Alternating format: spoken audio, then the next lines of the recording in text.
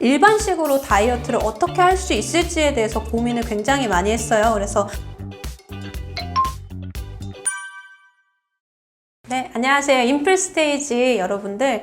저는 30kg 뺀 약사이면서 어떻게 살 빼야 할지 막막한 너에게를 쓴 작가이자 약사인 김예진 약사입니다. 그래서 저는 이제 과학 선생님이 되는 과에서 2년 정도 공부를 하다가 약학으로 좀 전공을 바꾸고 이제 약사가 된 지는 한 5년 차 정도 됐고요. 제가 이제 약대 다닐 때는 이제 뇌과학 연구실, 그러니까 알츠하이머와 우울을 연구하는 뇌과학 연구실에서 4년 정도 연구원 생활을 했고요. 이제 제가 심리에도 좀 관심이 많았기 때문에 심리 상담사 자격도 좀 땄고 이제 미술 심리 관련해가지고 봉사활동도 한 2년 정도 했습니다. 그래서 이런 제 인생 커리어와 30kg 뺀 그런 경험들을 녹여서 어떻게 살 빼야 할지 막막한 너에게 좀 집필하게 되었습니다.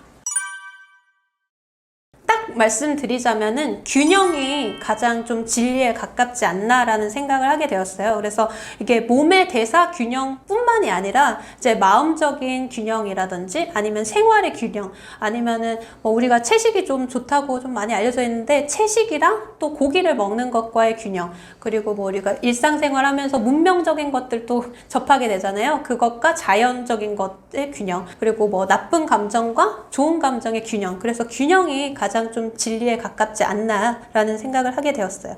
어떻게 살 빼야 할지 막막한 너에게를 쓰면서 진짜 자료조사를 굉장히 방대하게 했어요. 그래서 다이어트 책을 뿐만이 아니라 이제 건강서, 뭐 의학서, 뭐 심리학 관련된 것도 좀 했었고, 이제 습관이라든지 뭐 심지어는 매력과 관련된 연구 결과들이나 책, 뭐 다큐멘터리 같은 것들을 참고를 했는데, 그렇게 좀 폭넓게 조사를 하다 보니까 균형이라는 단어가 좀 굉장히 키워드이지 않을까라는 생각을 했고요. 조사를 할 때도 뭐 채식이 좀 좋다는 내용을 읽으면 그 다음에는 이제 채식이 꼭 그렇지 않을 수도 있다. 뭐 가공식품이나 이제 의약품, 이제 식품 첨가물들이 너무 몸에 안 좋을 것이다 라는 내용을 보면은 또 그렇지 않을 수 있다라는 내용을 이렇게 좀 번갈아 가면서 좀 치우치지 않게 좀 자료 조사를 하려고 했는데요. 그래서 이렇게 좀 폭넓게 조사를 하다 보니까 결국에는 무조건 좋고 무조건 나쁘고 이런 게 좀 없다는 생각을 좀 하게 되었어요. 그래서 우리가 좀 일반적으로 알려지기를 좀 좋다고만 알려져 있는 것들조차도 좀 그런 경향이 있더라고요. 그래서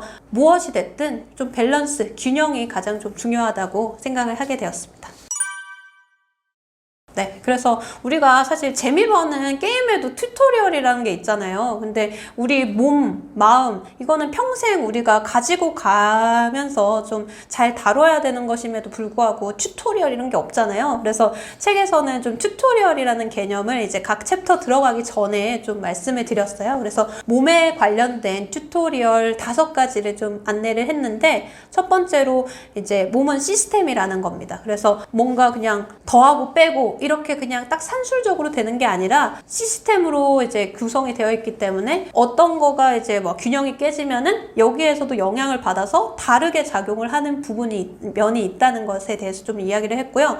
두 번째로는 이제 항상성을 유지하려는 성질이 있다는 것을 좀 말씀을 드렸어요. 그래서 항상성이란 게 어려운 게 아니라 그냥 비슷한 상태를 좀 유지하려는 경향이 있다는 거예요. 그래서 몸은 이제 잘 살아남고 앞으로도 잘 살아남을 거라는 그런 확신, 그런 조절감을 좀 중요하게 생각을 하기 때문에 항상성을 유지를 하려고 하고요. 그럼 이 시스템이 항상성을 유지를 하기 위해서는 뭔가 소통이 돼야 되잖아요. 그래서 세 번째로 소통을 통해서 이제 항상성을 유지를 하는데, 그 좀 중요한, 특히 살 빼는데 좀 중요할 수 있는 소통 요소가 호르몬이라는 것에 대해서 좀 자세하게 다뤘어요. 그리고 네 번째로는 우리가 살 빼려고 하는 거, 다이어트에 대한 정의를 좀 새로 명확하게 좀 하는 부분이 있었는데, 그래서 체지방은 최대한 꺼내서 쓰고 있는 근육들은 최대한 지키려는 그런 거가 우리가 하려는 다이어트의 정의이다라는 내용을 다뤘고, 5번째로 우리 몸의 장기들이 열일하면서 자기 역할을 다하고 있는데, 그런 장기들을 좀 제대로 아껴주고 잘 알고 이제 소중하게 여겨주면은 결국에는 건강도 회복이 되고 살도 잘 빠진다는 내용 5가지를 원리로 좀 설명을 하고 있었습니다. 그래서 칼로리는 사실 에너지의 단위는 맞아요. 근데 아까 전에도 말씀드렸듯이 몸에서는 신호에 따라서 에너지원을 꺼내 쓰기도 하고 저장하기도 하는 그런 신호에 따라서 움직이는데, 칼로리만 놓고 봤을 때는 그런 내용이 아무것도 반영되어 있지가 않아요. 그래서 칼로리 계산보다 더 중요한 건 몸에서 그 먹은 음식들이 어떤 신호를 만들어내고 어떻게 좀 조절되는지에 대해서 정확하게 이해를 하고 그것을 좀 컨트롤하는 게 더 중요하다는 말씀을 드렸습니다. 네, 그래서 제가 30kg 빼가면서 좀 중요하게 생각을 했던 게, 막 특정 뭐 식단이라든지 그런 게 몸에 좋을 수 있어요. 사실 긍정적인 면이 있기 때문에 효과가 있을 수 있거든요. 근데 이제 그거를 평생 계속 할 수 없으면 사실 요요가 결국에는 오게 됩니다. 그래서 일반식으로 다이어트를 어떻게 할 수 있을지에 대해서 고민을 굉장히 많이 했어요. 그래서 살 빠지는 습관에서 그 이제 습관의 원칙들에 대해서 1, 2, 3 원칙 식단이라고 설명을 했고요. 그래서 그 1, 2, 3 원칙 식단을 아주 간단하게 요약을 해서 말씀드리면, 1인분 정도만큼의 탄수화물, 정확하게는 당질 양을 좀 지켜주고, 2인분까지의 단백질 양, 그러니까 이거는 반찬으로 2인분이 아니라 우리 고깃집에서 그 2인분, 그러니까 200g씩 해서 400g 그 정도 범위 내에서 좀 드셔주시고, 세 번째로는 지방을 막 따로 이렇게 막 굳이 막 섭취를 할 필요는 없는 게, 그 아까 2번에 그 단백질량을 섭취를 하면서 좀 자연스럽게 지방도 섭취를 할 수 있어요. 먹을 수가 있어요. 그래서 세 번째는 오메가3 지방산을 조금 의식적으로 챙겨준다는 것을 좀 1, 2, 3 원칙으로 소개를 했는데, 그런 1, 2, 3 원칙만 잘 지킨다면 떡볶이를 먹으면서도, 외식을 하면서도, 피자를 먹으면서도 사실 다이어트를 할 수가 있어요. 우리가 정말 좋은 뭐 채소, 과일 이런 것들도 정말 좋아요. 근데 계속 그것만 할 수는 없으니까 일반식으로도 다이어트를 할 수 있는 방법에 대해서 좀 전달을 하고 싶었습니다.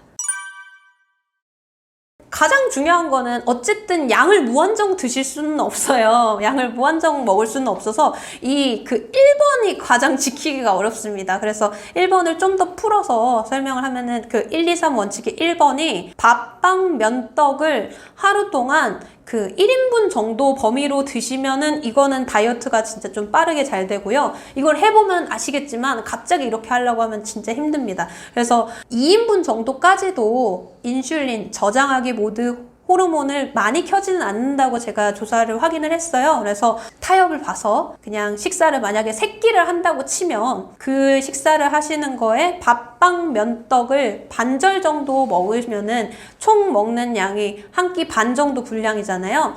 그거를 지키시는 게 중요한데, 이거를 갑자기 하면은 배가 고프고 막 먹고 싶습니다. 근데 그거를 너무 한 번에 그렇게 하려고 하지 말고 그거를 차근차근 적응을 시켜 나가면 나중에는, 그러니까 뭐 조금 신경은 쓰이지만 할 수 있는 정도까지 난이도가 점점 내려가요. 이게 뭐가 됐든 이렇게 한 번에 잘하려고 하면은 너무 힘들거든요. 그래서 이제 그거를 차근차근, 그러니까 만약에 3끼 다 밥 한 공기씩 먹었다고 하면은 밥 이제 몇 숟씩, 이제 몇 숟가락씩 덜 먹는 것에서 시작해서 최종 목표를 한 절반 내지는 아니면은 하루에 한 끼 분량 정도의 탄수화물, 밥빵 면떡을 먹는 거를 최종 목표로 두고 점점 줄여 나가시면은 좀 이제 무난하게 할 수 있습니다.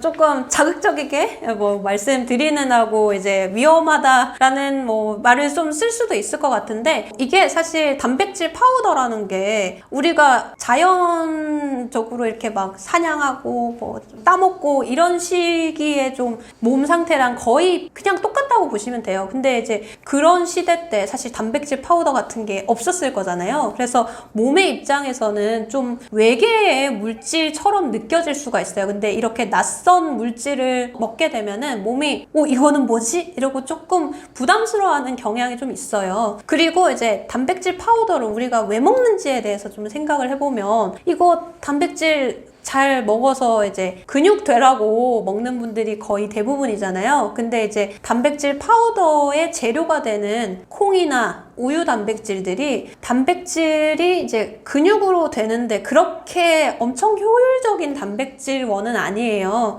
근데 이제 그러면 왜 단백질 파우더를 그렇게 효율적이지도 않은 그 단백질 원두를 사용을 하나 궁금하실 수 있는데 그게 덜 상해서 그래요. 그러니까 그거를 유통하는 과정에서 이제 좀 상해서 썩어버리면은 이제 탈 수가 없잖아요. 그런 이슈가 좀 적기 때문에 그런 콩 단백질이나 우유 단백질을 사용을 하는데 어쨌든 그게 사실은 알고 보면은 근육이 되는데 그렇게 좋은 단백질들은 아니었다는 거죠. 그리고 이제 단백질 파우더처럼 파우더의 형태로 좀 고농도로 먹게 되면 이게 단백질을 먹는 족족 이렇게 근육이 되는 게 아니라요. 몸의 신호에 따라서 이제 근육이 될지 어떨지가 결정이 되는 건데 무작정 많이 먹으면 그게 근육이 되는 게 아니라 살로 갑니다. 그래서 이게 너무 고농도의 물질을 한꺼번에 먹는다고 해서 근육이 되는 것도 아니고 몸에 부담만 줄 수 있기 때문에 조금 위험할 수 있다는 이야기를 좀 드렸어요. 네, 그런 경향성이 있어요. 이거는 노벨 의학상을 받은 일주기 리듬과 관련된 내용인데요. 그냥 되게 단순하게 생각하면은 날 밝을 때 밝은 시간대 먹으면 소화도 잘 되고 이게 먹는데 몸에 부담을 크게 주지 않는 시간이라고 보시면 되시고 어두워지고 나서는 이게 몸이 뭔가를 만들어내고 합성을 하고 저장을 하는 시간에 가까워요. 호르몬적으로. 근데 그 시간에 재료들을 먹어줘. 어이구 잘 됐네 하고 다 살로 가거나 그럴 확률이 좀 올라가거든요. 그래서 좀 날 밝을 때 식사를 하는 게 좋고요. 의외로 아침 시간대가 그렇게 약간 먹기 좋은 시간은 아니에요. 그래서 말씀드린 이제 먹기 좋은 시간은 정오 12시부터 저녁 8시 정도까지를 말씀드리는 거고요. 이제 저장이 잘 되는 시간은 이제 저녁 8시부터 새벽 4시까지 그리고 새벽 4시부터 정오까지는 청소를 하고 몸을 깨우고 활동을 준비하는 시간에 가까워요. 그래서 만약에 아침에 뭔가 입맛도 없고 나는 아침 굳이 먹고 싶지 않은데 뭔가 건강할 것 같아서 만약에 드시는다고 하면 아침을 굳이 꼭 드시지 않으셔도 괜찮습니다. 저는 그래서 원래 학교 다닐 때는 제가 아침을 꼭 먹었어요. 근데 이제 학생들이나 임신을 준비하시거나 임신하신 경우에는 이제 책에서도 말씀드리지만 저장하기 모두가 필요한 시기예요. 어느 정도. 그래서 이제 성장기 이제 학생분들은 성장을 해야 되기 때문에 몸에 사실 재료들이 어느 정도 있어야지 그게 크는데 도움이 되잖아요. 그래서 그때는 사실 아침을 드시는 게 좋을 수도 있다고 봐요. 아니면 또 임신을 준비하는 게 아닌데 굳이 그렇게 또 드실 필요는 없고요. 이제 그때는 또 제가 80kg대를 넘어서지 않았습니까? 그래서 그 시간, 식사하는 시간을 저는 아침을 안 먹고요. 점심 때 일반식 도시락에서 이렇게 먹고 저녁에 만약에 약속이 있거나 하면은 거기 가서 막 양 그런 거 조절 잘 안 하고 그냥 충분히 먹어요. 막 사람들이랑 막 먹는데 막 뭐를 걸러 먹고 막 이러면 좀 그렇잖아요. 그래서 그렇게 약속이 있을 때는 그냥 자연스럽게 좀 먹고요. 만약에 약속이 없어. 그리고 배가 별로 안 고파. 그러면 안 먹고요. 만약에 먹고 싶은 게 있어. 그러면은 먹어요. 배가 굳이 막 많이 고프지 않은데 꼭 먹지 않으면 안 되는 건 없어요. 그래서 다이어트를 한다 치면은, 그러니까 지금 벌크업을 해야 되는 분들이 대상이 아니라 우리는 다이어트 하려는 분들 기준으로 말씀드리는 거니까 만약에 다이어트를 하려고 하는데 별로 배가 안 고픈데 뭔가 식사 때여서 먹어야 할 것 같다 해서 식사를 한다면 그런 것들은 안 해도 됩니다. 그래서 먹고 싶은 게 있고 배가 고플 때 먹으시면 되는데 그 시간은 12시부터 8시 범위 내로 지켜주시는 게 좋습니다. 이게 몸이 사실 무한한 자원이 아니라 이 한평생 동안 아껴서 써야 되는 소중한 자원이에요. 우리가 에너지 생산 공장이 세포 안에 있어요. 그게 미토콘드리아인데 에너지 생산 공장인 미토콘드리아에서 에너지원을 생산할 때 찌꺼기가 나와요. 그 찌꺼기는 활성산소예요. 그래서 그 활성산소가 너무 과하게 많으면은 우리 몸이 산화적인 스트레스를 받는다고 해서 우리가 항산화제가 그런 활성산소, 그런 스트레스원을 좀 없애주는 게 항산화제인데 이게 많이 먹었을 때도 이런 찌꺼기인 활성산소가 많이 나오지만 많이 너무 지나치게 운동을 했을 때도 이게 에너지를 막 빨리 만들어내야 되기 때문에 그 미토콘드리아 공장이 막 돌아가면서 활성산소들이 많이 생겨요. 그러니까 그런 맥락에서 좀 비슷하다고 보시면 되는 겁니다. 그래서 뭐든지 아까 전에도 균형에 대해서 말씀을 드렸는데 과해서 좋을 게 없다는 생각을 개인적으로 이제 자료 조사를 하고 살을 빼면서 좀 느꼈어요. 차라리 적당한 게 가장 1순위로 가장 제일 좋고요. 두 번째로 좋은 거를 굳이 고르자면 과한 거보다는 모자란 게 살짝 모자란 게 나을 수도 있다는 생각을 했어요. 이거를 그냥 제가 그냥 생각으로 뇌피셜로 하는 게 아니라 이제 실제로 장수하는 사람들은 약간 과체중인 사람들이 많았다고 하는 연구 결과가 있는데 그것도 지금 이 맥락이랑 조금 비슷한 것 같아요. 우리가 기초 대사량을 높여야 된다. 살을 잘 빼려면 대사량을 올려야 된다. 이런 이야기들이 나오는데 대사를 하는 것도 일종의 몸을 쓰는 소진을 하는 과정이기 때문에 너무 대사량을 많다고 한 게 좋은 게 아니라 몸이 빨리 닳아요. 그래서 이제 우리가 막 최초의 마라토너 같은 경우에도 그 42km 넘는 곳을 그냥 승리한 것을 알리려고 이렇게 막 뛰어서 와가지고 즉사했거든요. 이게 운동도 그렇습니다. 이게 대사량이 높은 동물들은 인간보다 수명이 짧아요. 그래서 너무 과해서 좋을 거는 없다라고 말씀을 드린 겁니다.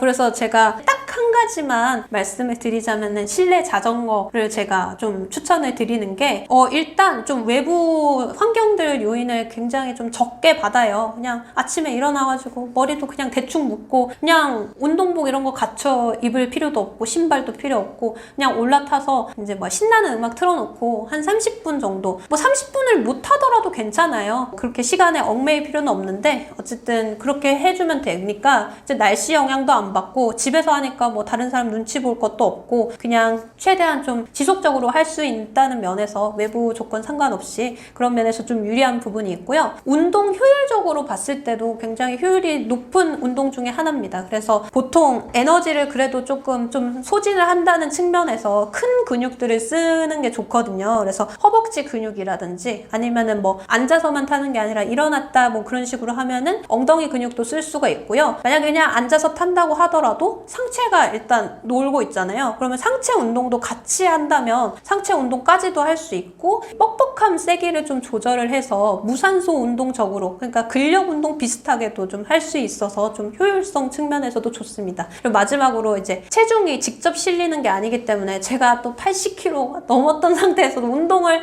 했을 거잖아요. 근데 체중이 직접 실리는 운동이 그런 조금 아직 체격이 좀 있으신 분들한테는 조금 부담이 될 수 있어요. 이 관절도 아껴 써야 되거든요. 관절 보호하고 또 살 출렁임 이런 것들도 이게 나중에 살 처짐 이런 것들과 또 연관이 될 수 있거든요. 근데 이제 실내 자전거를 타면은 그런 살 출렁임 문제라든지 관절 부담이라든지 그런 이슈가 좀 적기 때문에 장점들이 좀 많습니다.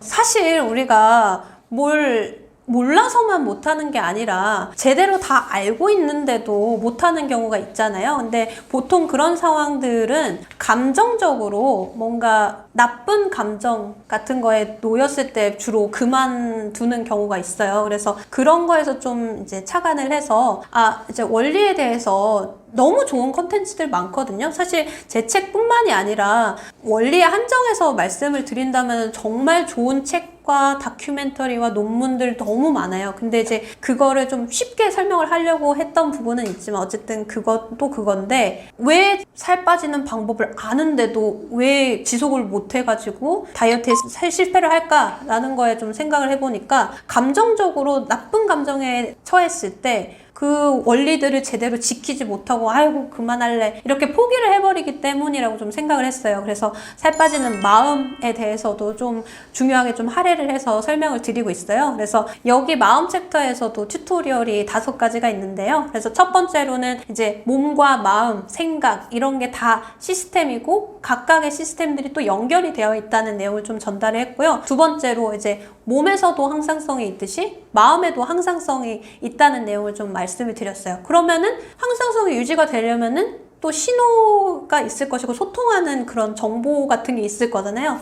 그래서 세 번째에서는 그거를 이제 마음의 항상성을 조절하기 위한 이제 소통 정보 이런 것들이 사실은 감정이라는 이야기를 좀 했어요. 그래서 감정에 의해서 마음의 항상성들을 좀 조절을 하고 있다. 그리고 4번. 그래서 이런 감정들을 사실은 잘만 쓰면 우리가 좀 좋은 방향으로 쓸 수 있다. 그래서 왜냐하면은 감정이 어떤 특정한 나쁜 감정이 우리한테 나쁜 일들만 일어나게 했다면 그런 감정을 가졌던 이제 개체라고 해야 될까요? 그런 사람들은 다 멸종을 했겠죠. 근데 아직까지도 우리가 그런 감정을 가지고 있다는 거는 잘 쓰면은 그게 살아났는데 좋았을 수도 있다는 거예요. 그래서 그거를 어떻게 잘 써서 그런 나쁜 감정들을 어떻게 잘 써서 이제 살 빼는데 어떻게 좀 유리하게 쓸 수 있을지에 대한 전략에 대해서 이제 마음 챕터에서 좀 풀어가고 있고요. 5번째로 모든 것들은 사실 마음 먹기에 달려 있을 수도 있다라는 내용을 좀 전달을 했어요. 그래서 실제로 똑같은 음식을 먹고 똑같이 운동을 하고 똑같이 스트레스를 받아도 그거를 어떻게 생각을 하고 어떻게 마음가짐을 먹느냐에 따라서 결과들이 좀 달라졌거든요. 근데 이거는 아까 1번 설명했었던 것처럼